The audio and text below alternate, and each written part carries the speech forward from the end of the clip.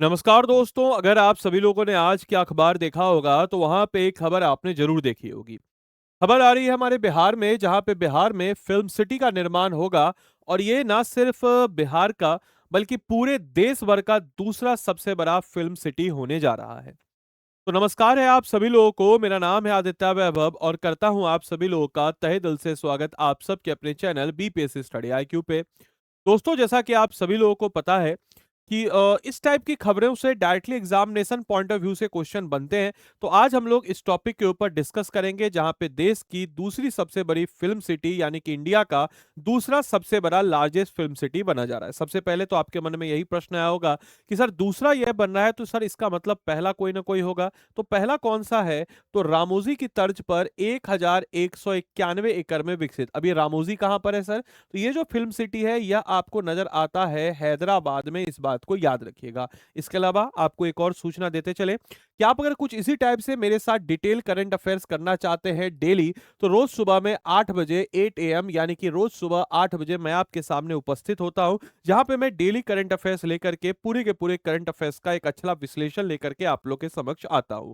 और आज के इस टॉपिक में देश की दूसरी सबसे बड़ी फिल्म सिटी जो है, इसका दर्जा जो है आपको मिला, और ये कहां पे ओपन अप हो रहा है? तो बिहार में। और बिहार के कौन से जिले में? तो पटना पुनपुन नदी के किनारे पाटलिपुत्र एक ग्रीन कॉम्प्लेक्स बन रहा है। बेसिकली ग्रीनफील्ड एक प्रोजेक्ट है। ग्रीनफील्ड प्रोजेक्ट हम ऐसे प्रोजेक्ट को कहते हैं जिन प्रोजेक्ट को पहले किसी ऐसी जगह पे बनाया जाए जो कि बिल्कुल एकदम प्लेन हो, जहां पे कुछ ऐसा नहीं हो कि रिनोवेट नहीं किया गया हो, एक नए सिरे से एकदम बिल्कुल बुनियाद से खड़ा किया गया हो। ऐसे प्रोजेक्ट को हम ग्रीन प्रोजेक्ट कहते हैं।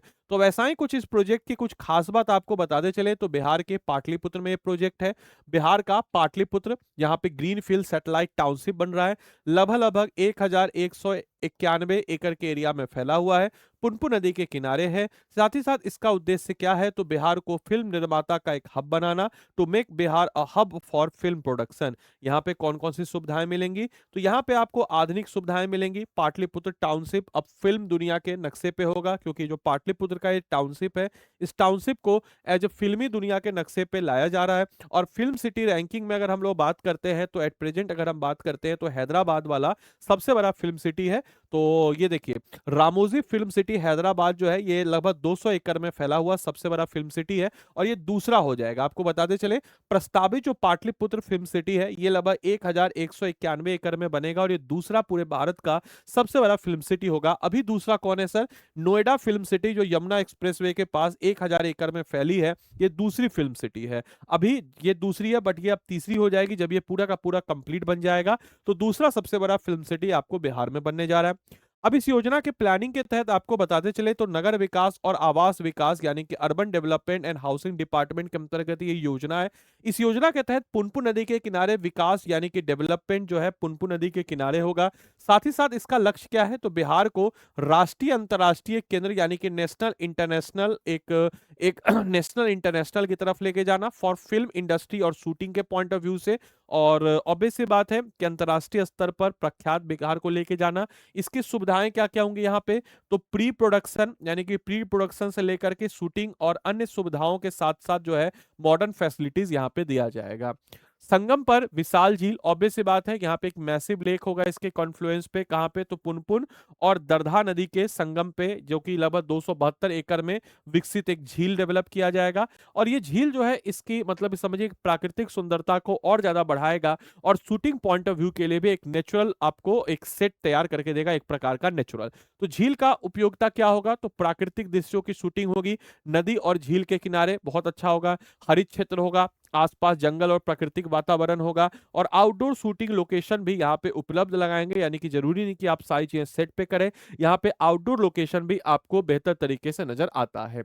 इतना ही नहीं, यहाँ पे आपको विकास का एक मॉडल यानी कि एक प्रेरणा है, यानी कि हैदराबाद की रामोसी फिल्म सिटी के बाद नोएडा का मॉडल जो है बहुत तगड़ा था, और अब इसके बाद जो है इसको रिप्लेस करके दूसरे स्थान पे अपना ये आ जाएगा। ऑब्वियस सी बात है, पूरी योजना को जमीन पर उतारने की जिम्मेवारी कला और संस्कृति विभाग यानी कि आर्ट एंड कल्चर डिपार्टमेंट को दी गई है कि भाई कैसे इसका आर्किटेक्चर होगा, क्या इसका होगा, किस प्रकार से करना है।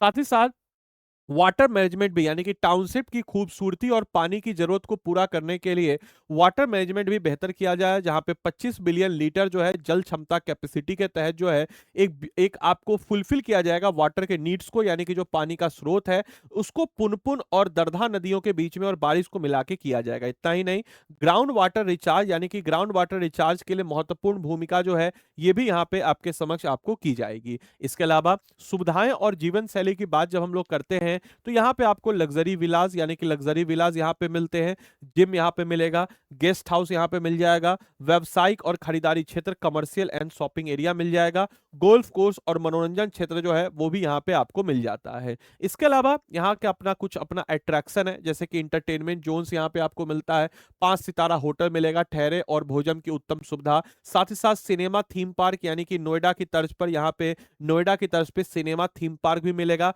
और वर्चुअल रियलिटी अगर हम बात करते हैं, वर्चुअल रियलिटी एडवेंचर पार्क भी यहाँ पे मिलेगा, जो कहीं ना कहीं इसकी खूबसूरती को और ज्यादा बेहतर तरीके से बढ़ाता है। इतना ही नहीं, वैश्विक स्तर पर अगर हम बात करते हैं तो ग्लोबल लेवल फिल्म प्रोडक्शन की बात करते हैं तो आधुनिक सुविधाएं यहाँ पे मिलेंगी, विश्व स्तर के निर्माण के लिए फॉर ग्लोबल स्टैंडर्ड प्रोडक्शन होगा, अंतर्राष्ट्रीय मानकों में स्टूडियो, इंटरनेशनल स्टैंडर्ड स्टूडियो होगा, और अंतर्राष्ट्रीय फिल्म एकेडमी जो है, यानी कि विश्व स्तरीय फिल्म निर्माता जो शिक्षा है ये भी किया जाएगा कि कैसे बेहतर से बेहतर फिल्म निर्माण किया जाए, इससे रिलेटेड जो है यहाँ पे एक शिक्षा का भी प्रावधान किया जाएगा। यानी कि मोटा मोटी समझ लीजिए कि एक परिषद अनेक लोकेशन में किया जाएगा और विभिन्न प्रकार के आउटडोर सेट्स को अलग अलग लोकेशन और परिस्थितियों की शूटिंग एक ही परिषद में होगी। तो ये जो है अपने आप एक अनूठा पहल आपको नजर आएगा। तो अंतिम लक्ष्य इसका है कि बिहार में फिल्म निर्माता को बढ़ावा देना, boost up film production in Bihar, साथ ही साथ राज्य को राष्ट्रीय और अंतर्राष्ट्रीय निर्माताओं के आकर्षण के केंद्र के रूप में स्थापित करना।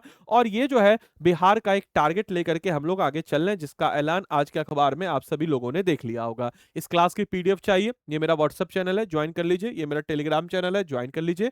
बाकी आपको बताते चले कि हमारा जो आरंभ बैच है वो आरंभ बैच हमारा 30 तारीख को इसका एडमिशन खत्म हो जाएगा। तो भाई आप में से कोई भी जन अगर अपनी तैयारी को बेहतर तरीके से करना चाहते हैं, बाइलिंगुअल वाले बच्चे और इंग्लिश मीडियम वाले बच्चों के लिए आरंभ बैच, और बाकी आपको बताते चले तो हमारा अभ्युदय बैच है। अभ्युदय बैच की बात जब हम करते हैं तो हिंदी मीडियम का बैच है, आज से शुरू हो रहा है। आपको हमारे बैच के साथ मेरे मेंटरशिप में इनरोल होना है तो 8789847319 ये मेरा नंबर है, इस पे आप मुझे व्हाट्सअप कर देंगे। बाकी आपको बताते चले कि दिस इज हाउ, मैं आपको हमेशा बताता हूं, जो शिक्षक जो संस्थान आपको मेंस एंड राइटिंग की तरफ प्रेरित नहीं कर रही है वो आपको सिविल सर्विस एग्जाम की तो तैयारी कतई नहीं कर पा रही है, और पता है किसी चीज की करवाए या करवाए मुझे नहीं पता। तो याद रखिएगा, हमेशा सिविल सर्विस एग्जाम की तैयारी करना आपके लिए जरूरी है, और उसके लिए मेंस का एग्जाम जरूरी है। तो जब भी आप सिविल सर्विस एग्जाम की तैयारी करें तो मेंस एग्जाम को ध्यान में रखते हुए करें, and this is how we check your answer, हम लोग आपकी कॉपी को चेक करते हैं। इसके अलावा आपको आदि लाइव मेंटरशिप के अंतर्गत हम कह सकते हैं तो सारे टॉपिक्स का हैंड रिटेन नोट्स आपको मिल जाता है। ये मेरा नंबर है 8789847319, आप डायरेक्टली मुझे इस नंबर पे व्हाट्सएप कर सकते हैं। साथ ही साथ ये हमारा सिस्टम है, आपको कभी मतलब मुझे भी कभी कभी लगता है कि जैसे इस चीज को हम मानते हैं कि हमारे पास जितने भी कोचिंग संस्थान है उनमें सबसे कम स्टूडेंट्स हमारे पास हैं, वी कंप्लीटली एग्री। लेकिन अगर आप रेशियो देखेंगे उन स्टूडेंट्स में से सिलेक्शन रेशियो, तो you will find it out कि स्टडी आईक्यू का सबसे बेस्ट रेशियो है।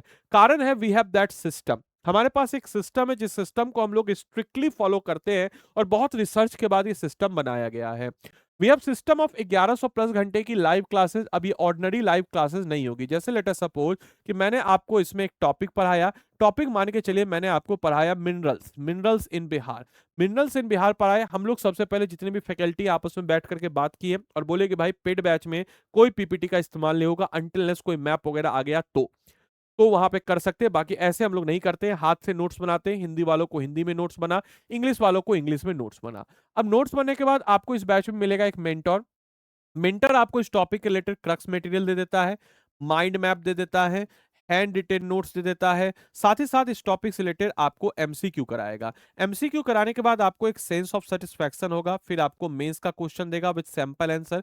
उस सैंपल आंसर को देख करके आप मेंस के क्वेश्चन को सैंपल आंसर को देखेंगे, सैंपल आंसर को देख करके you will find it out कि आपका जो मेंस का क्वेश्चन है वो मेंस का क्वेश्चन आप अच्छे से इनरिच करेंगे, मेंस के क्वेश्चन के आंसर को आप लिखेंगे, और उसके बाद जो है आपका मेंटर आपका कॉपी चेक करेगा कुछ इस टाइप से। और मेंटर जब आपकी कॉपी को चेक किया तो चेक करने के बाद अब आप उसमें कुछ सुधार करेंगे।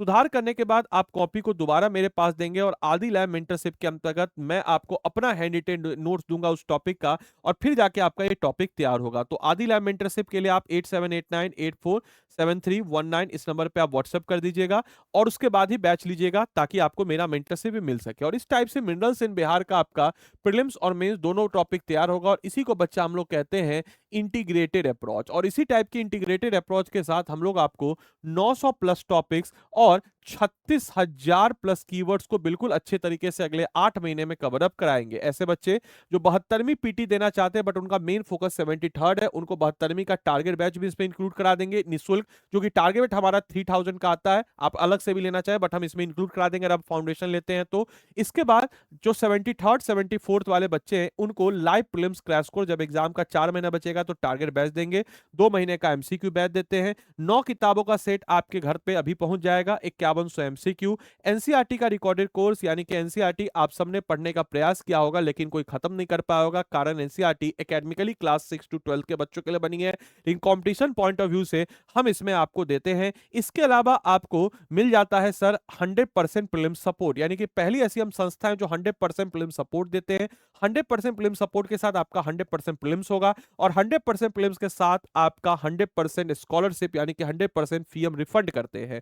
उसके बाद हमारा आपका 7 से प्रीलिम्स तक नहीं, आपका फी रिफंड कर लिए प्रीलिम्स के बाद, तो हम आपको अब उसके बाद मेंस की तैयारी करवाएंगे। तो 4 महीने का डेडिकेटेड आंसर राइटिंग, ऑलरेडी आपका पूरा आंसर राइटिंग 900 टॉपिक्स में कंप्लीट है, लेकिन 4 महीने का डेडिकेटेड आंसर राइटिंग करेंगे, रिगरस आंसर राइटिंग। उसके बाद हम इंटरव्यू गाइडेंस प्रोग्राम, इस बीच में आपको monthly current affairs magazine, pre recorded foundation batch और सारी फैसिलिटीज आपको इसमें मिल जाती है। आप देख सकते हैं आदि लैब मेंटरशिप में आपको हर टॉपिक का हैंड रिटेन नोट्स भी आपको यहाँ पे मिल जाता है। आप देख सकते हैं बिहार स्पेशल इकोनॉमिक्स, समझिए देख रहे हैं आप, इकोनॉमिक्स हिस्ट्री जैसे वास्ट सब्जेक्ट या इकोनॉमिक्स हिस्ट्री जैसे ज्योग्राफी जैसे वास्ट सब्जेक्ट का भी आप देख सकते हैं कि हर टॉपिक का हैंड रिटेन नोट, चाहे हिंदी में हो इंग्लिश में हो, आप देख सकते हैं कैसे जो है बेसिकली आपको मेंस आंसर राइटिंग लिखा जाता है, क्या मेंस आंसर राइटिंग लिखने का पैमाना है, ये सब कुछ जो है इसमें आपको मिल जाता है। तो आपको अगर स्टडी आईक्यू के ऐप या वेबसाइट पे जाना है इस बैच को लेने के लिए, स्टेट पीसीएस पे जाना है, बिहार पे जाना है। बिहार में देखिए अभ्युदय बैच हिंदी मीडियम का, आरंभ बैच इंग्लिश मीडियम का, आलेखन बैच मेंस के लिए केवल, और 72nd प्रीलिम्स के लिए प्रीलिम्स का क्रैश कोर्स आपको नजर आता है।